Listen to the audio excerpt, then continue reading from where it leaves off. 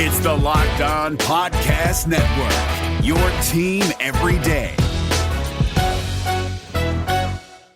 These are the final seconds. The lead in the fourth. Can they hold on to it? That do or die time. And everything rides on one shot. But it isn't going to be that easy. And it's a one-point game. This is down to the wire. They're going to try the three-pointer attempt. One shot to take you to the top. One winner. This is clutch basketball. That's the NBA playoffs. That's game. You're Locked On NHL, your daily podcast on the National Hockey League. Part of the Locked On Podcast Network, your team every day.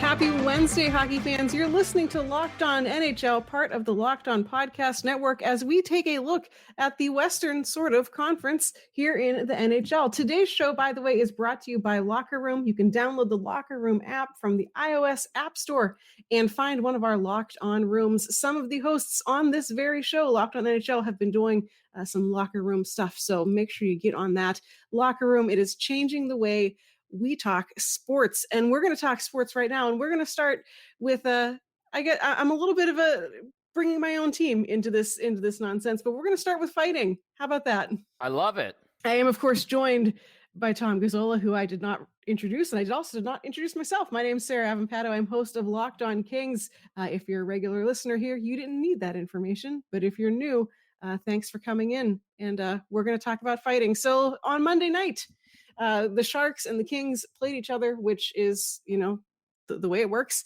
And as expected, there was a fight between the Kings' large, tall punching man, Curtis McDermott, and the Sharks' slightly less tall punching man, Curtis Gabriel, which, the fight was, it is what it is. That is, it happens. But what caught the attention of the league, and largely because this is not the first time it has happened, is that Curtis Gabriel and McDermott both exchanged some words before the game happened in warm-ups.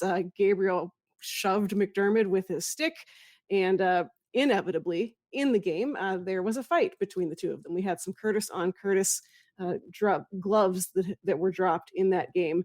Well, on Tuesday, the league realized that maybe they should do something about this, because this, again, is not the first time that Curtis Gabriel has, had a little chat, had a little bit of a moment with a player from another team who he then eventually fought with. And so the league said, hey, let's cut this out. They fined him a little over $3,000, the maximum amount allowable under the collective bargaining agreement.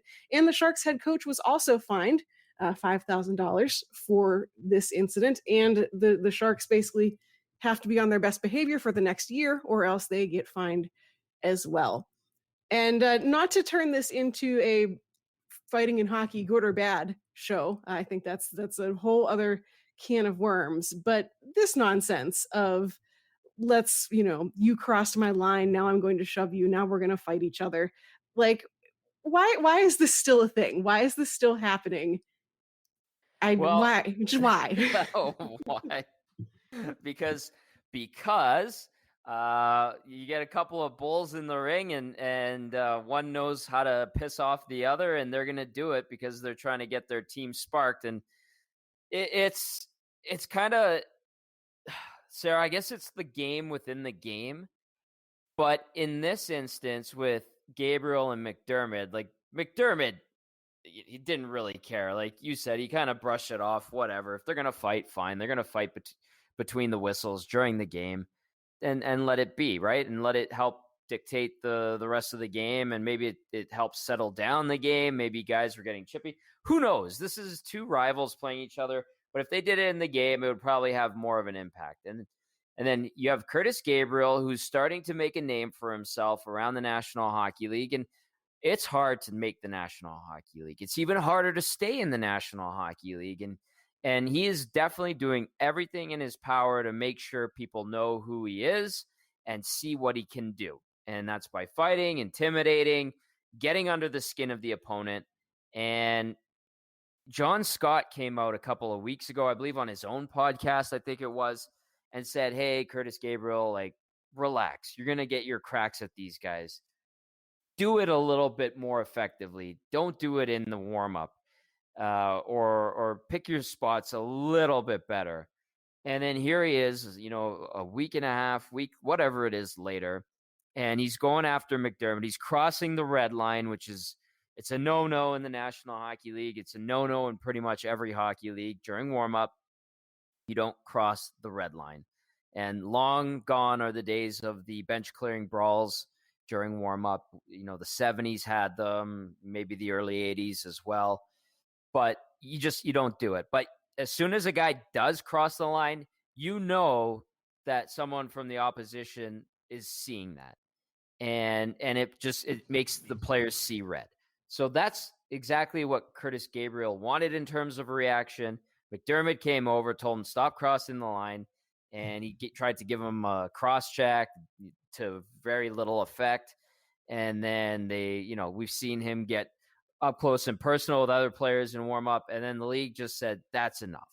We're going to fine you. Yes, it's only $3,000. For most of us, that's a good, healthy amount of money. But for NHL players, it generally is, a drop in the bucket, right? And then we're going to fine Bob Boughner so that he starts to say, hey, Curtis Gabriel, please don't do that in warm up anymore. And then we're going to fine the team conditionally $25,000 just to let you know you're being watched. And this is a warning. So you can fight, just do it between the whistles when the puck drops, and don't do this stuff in warm up anymore. And that's what it is. And it looked foolish. And, even the face-to-face, who was it with last week that he was face-to-face with? Was it from the Blues? I think it was Cal Clifford. Yeah. Cal Clifford. Yeah. Yeah. And it just looks dumb. There's the intimidation factor isn't there. You come off looking silly. And Curtis Gabriel's a tough guy, and he wants to intimidate. You can say stuff during the warm-up, but when it comes to getting rowdy like that, this league has clamped down on this stuff so much that it basically is telling these guys, yeah, you can do it. Just do it between the whistles. And that's what this fine is. And I like fighting Sarah. This is coming from someone who enjoys big hits, big fights, and I think they serve a purpose in this league and will always serve a purpose, even though the next generation of hockey players won't be fighting as much. This is just not the right way to do it. Yeah, I mean that's kind of where I landed too. Of in the heat of the moment, someone lays a bad hit or whatever. I don't. If someone said to me there's no fighting in hockey tomorrow, I'd be like, okay, cool, whatever. But I see why it has its place. I get it. Yeah. But it's this stuff of the premeditated. Hey, you're the tough guy. I'm the tough guy. I thought we left that behind in the 80s and the 90s, and here we are though. Still, it still creeps up, and I'd love for that nonsense, that sort of silly, hey, we're going to fight, aren't we, kind of stuff to not be part of the game. And Gabriel, to his credit, at least is saying all of the right things. And he is someone who on Locked On NHL, I featured an interview with him. He has been on several shows here across the Locked On network. He's a very nice, well-informed, very, very, passionate kid. He's one of the biggest advocates for equality in hockey, but, does this kind of boneheaded stuff on the ice that gets the attention of the league. But he, of course, is saying all the good things of, I'm going to move on from this. And, I'm going to just focus on the play between the whistles and all that. And another interesting note that I would love the history on that we're never going to get is that he and McDermott played together in juniors. And when Curtis Gabriel was asked about that whole past history, Gabriel said, we're not friends anymore. We have some history that I don't appreciate with him, and we'll leave it at that. So this had some bad blood before this even happened. And so it almost feels appropriate that this was the one that the league took notice to and was like, hey, cut that out. Yeah. And having brought that to light and mentioning that too, and the fact that he is a smart guy, and that just reaffirms and tells me even more so that what he's doing is completely deliberate and pre-planned. Because if he's a smart, bright guy and he wants to get people's attention that he's the next tough guy in the NHL, this is one way to do it. And Yep. if you're intelligent enough to figure out how to poke the bear the right way and get the attention and draw the ire until people know your name, he's doing it to a T. He has that down perfectly. We're going to talk more about poking a bear, but it's a different bear, and that bear is the draft lottery. And we'll get to that in just a second, but first, let's talk about Locker Room. Locker Room is the first social audio platform made for sports fans. The app is free to download, and once you're in, you can talk with fans, athletes, insiders, writers, bloggers, podcasters, just like us, in real time, all about your favorite team or sport.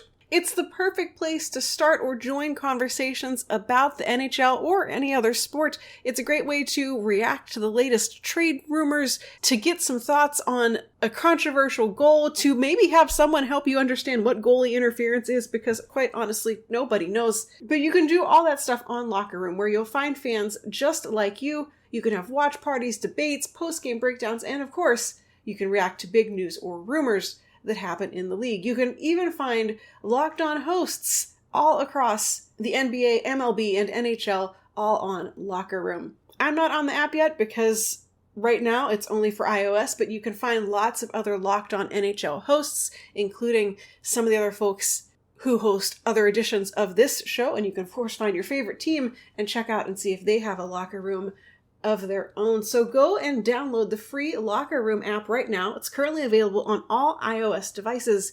Be sure to create a profile, link your Twitter, and join the NHL group for the latest league updates. I know you're going to find a ton of incredible rooms around your favorite teams and leagues. I can't wait to join you all there to be talking about hockey, and I'll be sure to let you know once I'm up and running. And of course, like I said, listen to further editions of this show and find out when our other Locked On NHL hosts are going to be popping on to Locker Room. Download the Locker Room app today. Locker Room, changing the way we talk sports. We've also got Built Bar, which is the best tasting protein bar on the market. We've been telling you about it for a while now. We love it. It's the best tasting, amazing, low calorie, low sugar, high protein, high fiber, amazing tasting protein bar with 100% chocolate on all of their bars. And now, because it's March, because we love brackets, because we love making things compete, it is time to find out which Built Bar is the best. That's right, it is Built Bar Madness. Today's matchup is a fun one for me. It's cookies and cream versus coconut almond. Hands down, cookies and cream, my winner of this matchup. Cookies and cream is my favorite Built Bar flavor, so this one is a no-brainer for me. It tastes like a candy bar. It's also good for you. And coconut almond, like, come on. Who doesn't vote for cookies and cream? You can go and make your thoughts heard by going to BuiltBar.com or find bar_built on Twitter to get some good Built Bar news on your Twitter feed. Remember to use the promo code LOCKED15 to get 15% off your next order. That's LOCKED15 to get 15% off your next order at BuiltBar.com, and make sure to check back to see who's won today's matchup and who's going to become the best tasting protein bar. Also, you can get all the sports news you need in under 20 minutes with the Locked On Today podcast. Host Peter Bukowski updates you on the latest news in every major sport with the help of our local experts. Follow the Locked On Today podcast wherever you get your podcasts. Everyone, every year, finds some reason to complain about what has happened in the draft lottery. This year, it was the fact that the Rangers jumped all the way up to the number one draft pick after they had just gotten one, and after they were sort of a fringe team in the first place. We, of course, have the many years of people having thoughts and feelings about Edmonton jumping up in the draft lottery. Hey, we have what? changed the draft lottery several times to make people happy, and now we're changing it again.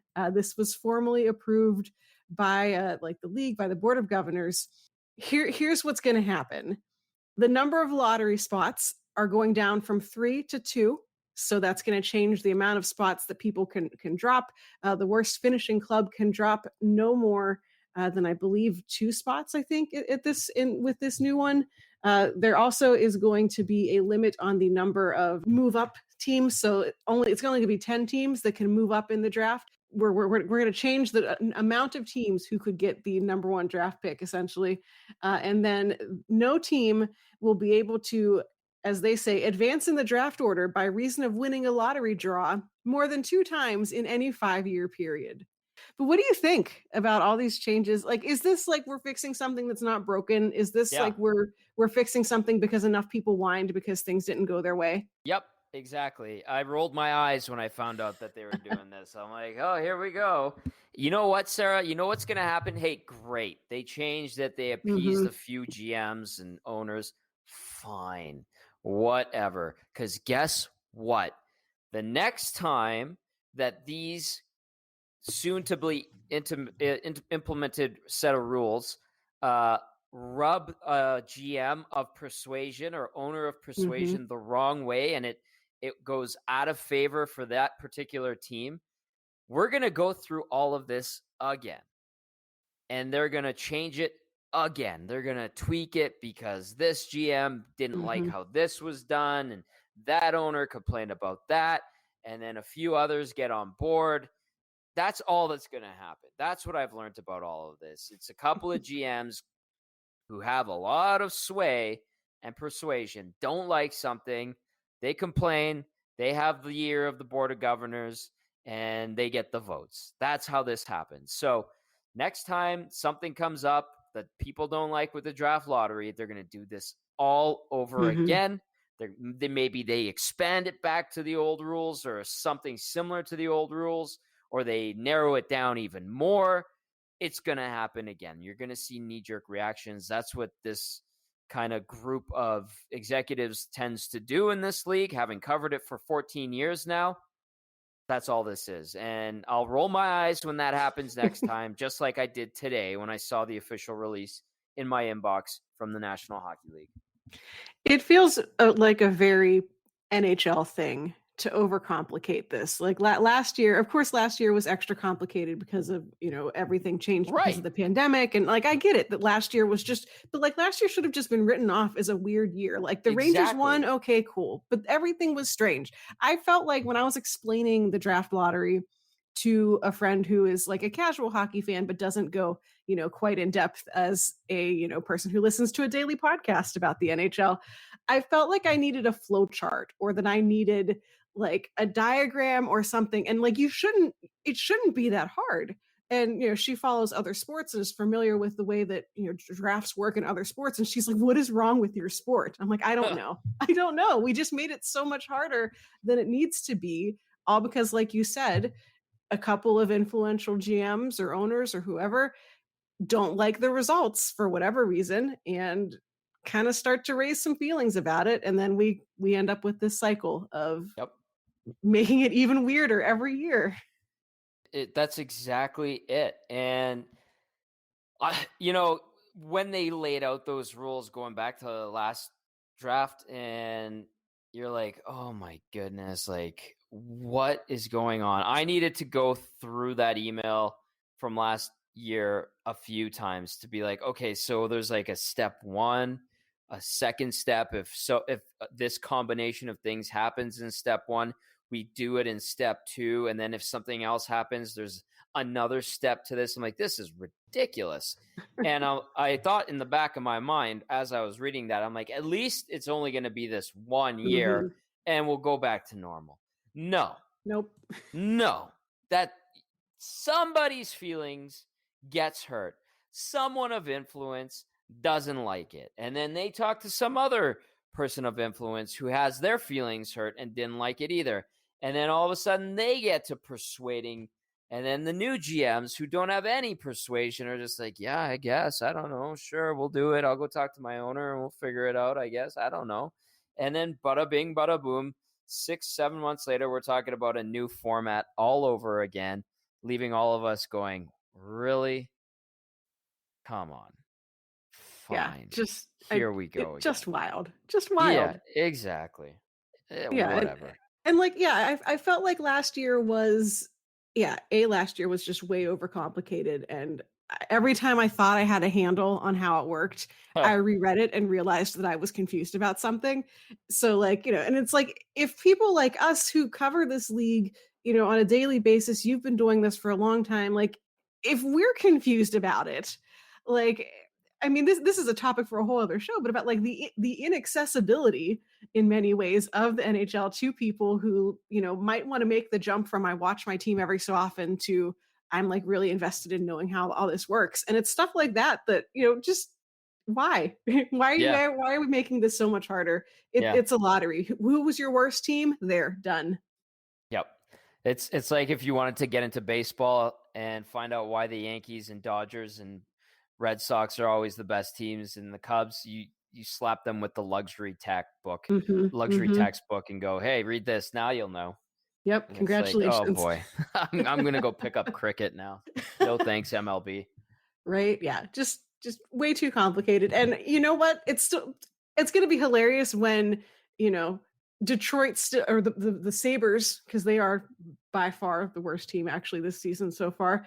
It's going to be wild when they get the number 3 pick. Like it's just the way that the universe works. Like you can't control for luck or fate or randomness. The whole point of the draft lottery is that it's random. And then people are going to get mad about it because it wasn't random enough. Yeah. I just sigh and move on and be like, all right, let me know when I need to start paying attention to this again. And thankfully it's one day a year. Yep. And then I move on and just forget about it. But you know what? I was never one to study in school, and I'm never one to study the draft lottery rules because as we've just witnessed, they change quite often now. Yeah. And, it's every fan's dream, every team's dream to not even have to care about the draft lottery because you made it that far in the playoffs. I'd love to not have to know what's happening in the draft lottery and just to be able to ignore it. It must be nice. Hey, Tampa, like how's that going for you? Pretty good. Pretty good. It's working out. We're going to finish things off today by talking about you, fans, coming up next on Locked On NHL. First, though, let's talk about betonline.ag. BetOnline is the fastest and easiest way to bet on all of your sports action. Football might be over, but the NBA, college basketball, and of course us here at the NHL, we're all in full swing. BetOnline even covers awards, TV shows, and reality TV, so anything you can imagine, they've got real-time updated odds and props for it. BetOnline has you covered for all the news, scores, and odds. It is the best way to place your bets, and it's free to sign up. Head to the website or use your mobile device to sign up today. Go to betonline.ag, use promo code LOCKEDON, and receive a 50% welcome bonus on your first deposit. That's betonline.ag, promo code LOCKEDON. BetOnline, your online sportsbook experts. These are the final seconds. The lead in the fourth. Can they hold on to it? That do or die time. And everything rides on one shot. But it isn't going to be that easy. And it's a one-point game. This is down to the wire. They're going to try the three-point attempt. One shot to take you to the top. One winner. This is clutch basketball. That's the NBA playoffs. That's game. Get the upper hand in your fantasy league with daily fantasy hockey advice from Locked On Fantasy Hockey. Our expert Scott Cullen gives you the tips, insights, and analysis for season-long Dynasty and DFS leagues. Follow the Locked On Fantasy Hockey podcast on the radio.com app or wherever you get your podcasts. Well, we will close today with another sort of question from me of why is this happening? Even though I know the answer as to why it's happening, which is fans in the stands. As more states are loosening restrictions, this of course is just in the United States. Canada is still very reasonable and not necessarily allowing fans to go hang out in arenas.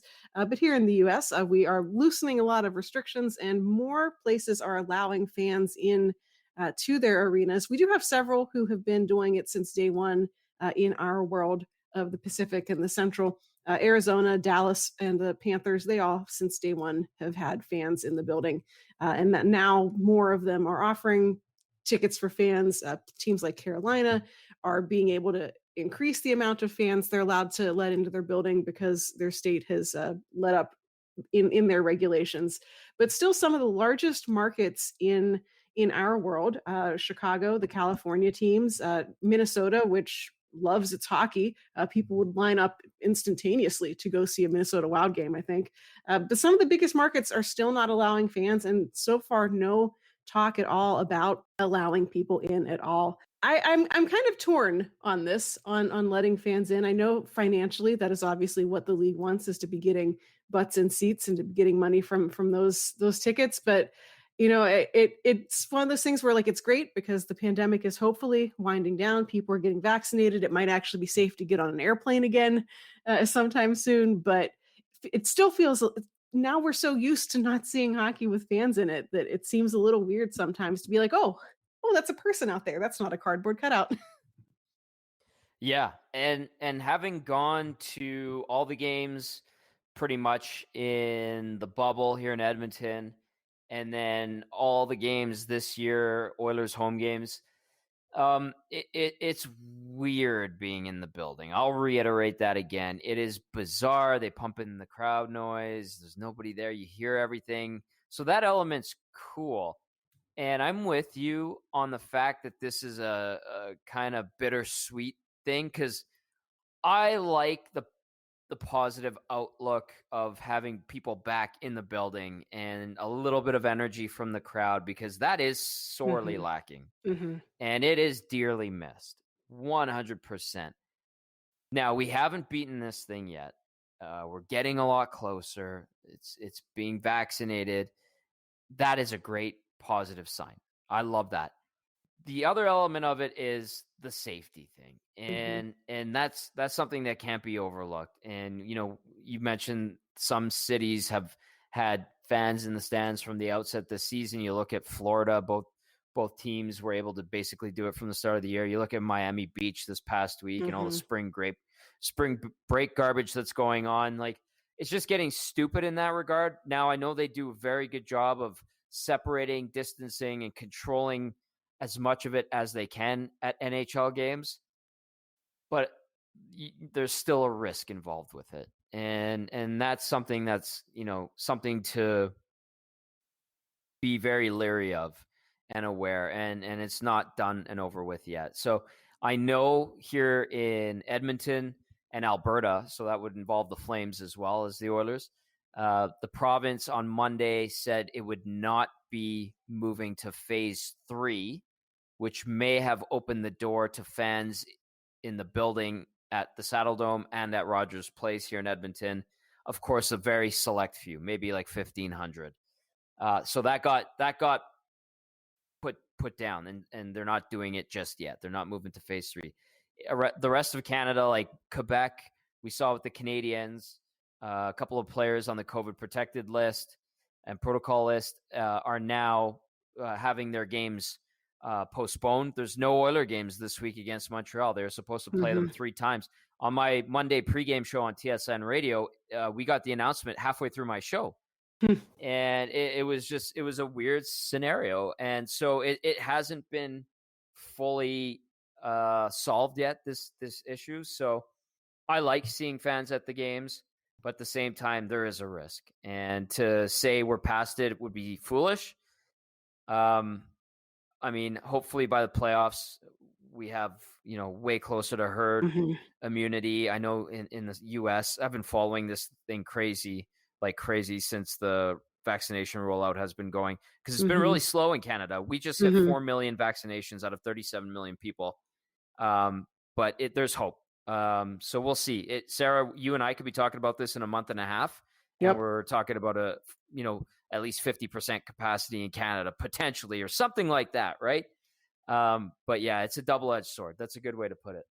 Yeah. And I think, teams obviously would love to be able to have as many people as they can in for playoffs. A lot of these teams that are already allowing fans, the Lightning, the Panthers, and it's still weird to say that the Panthers are pretty much locked up for a playoff spot, but they kind of are. Vegas, Carolina, like they have been allowing fans this whole, New York, essentially the whole time. Yeah, like New York is now starting to allow fans, and we're going to see more and more of it. And it's going to be interesting to see what teams still hold out, or which teams are forced to hold out because of their state or their city with their regulations. I feel like Chicago and the Californias are probably going to be some of the last teams to invite fans in.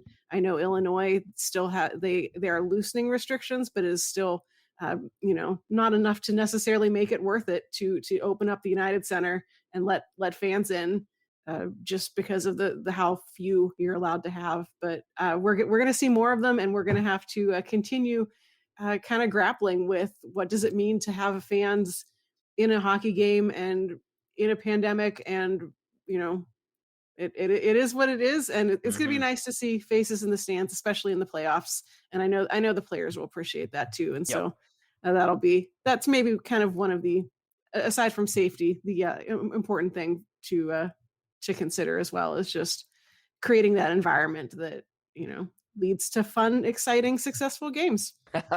And lump Canada in with the cities and states that'll probably be the last to open up their doors to the fans. It's just here a very conservative and cautious approach, which at this point in our human lives and timeline is appreciated, to be honest with you. As eager as we are to get going and opening back up and being normal, the reality is we're not there yet. Yeah, but fingers crossed. Maybe the Stanley Cup will be raised in front of some people this year, which will be a nice feeling, a nice thing to watch, no matter who it is, unless it's Vegas, and then I'll be kind of annoyed. But that's my problem. That's not anyone else's problem. You would say that. Locked On Kings would say that. Yep. You got a bone to pick with those. I do, just a little bit. Of course, naturally. I love the rivalry. Yeah, let's bring it on. And Seattle, let's talk. We'll see what happens there. I love it. Well, thanks for entertaining my weird topics for discussion for today, and yet again bringing to light how weird the NHL is about all sorts of things. All the time.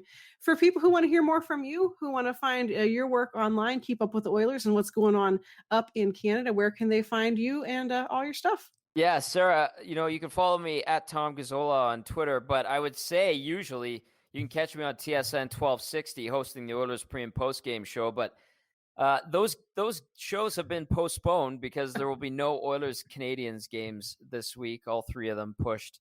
Oilers back in action on Saturday against the Maple Leafs. And you can catch me from time to time. I was supposed to be on NHL Network today, Wednesday, but I don't think I will be. Call it a hunch. Right. Yeah, you might need a game to talk about. Yeah, unless they just want to find out what the weather's like in Edmonton on what was supposed to be a games day. I feel like I'm going to be pushed to another day. Probably. That's probably a safe bet. Well, next time. We'll catch you on there. For me, you can find me on Twitter at RightSaidSarah. I'm also, of course, the host of Locked On Kings. You can commiserate with me there over all the stupid games that they lose to frustrate me. This show's on Twitter at Locked On NHL Pods. Keep up with not only this show, but all of the cool stuff happening across the network. Make sure you're following, subscribed, all that great stuff. Tell your friends all about the show. Make sure that they are listening. If they're a hockey fan, or if they're not a hockey fan, they can listen, and then you can try to explain the draft lottery to them. Good luck. Until next time, this has been Locked On NHL, part of the Locked On Podcast Network, your team every day. Giannis doesn't let Milwaukee go gently into that good night. Here's what our local experts are locked on today. The Milwaukee Bucks blow out the Phoenix Suns in Game 3 of the NBA Finals on the back of a second consecutive 40-10 performance from Giannis Antetokounmpo. Final score 120-100. Today on Locked On Bucks, our local expert Kane Pittman discusses the growing legend of Giannis, Jrue Holiday's X-Factor performance, and Devin Booker's struggles. A lot of baseball to pay attention to. The MLB draft began on Sunday. Monday night, the MLB's All-Star ceremonies begin with the Home Run Derby. Get up to speed on everything by subscribing to the Locked On MLB podcast today. Back to the NBA Finals. Should the Phoenix Suns be worried?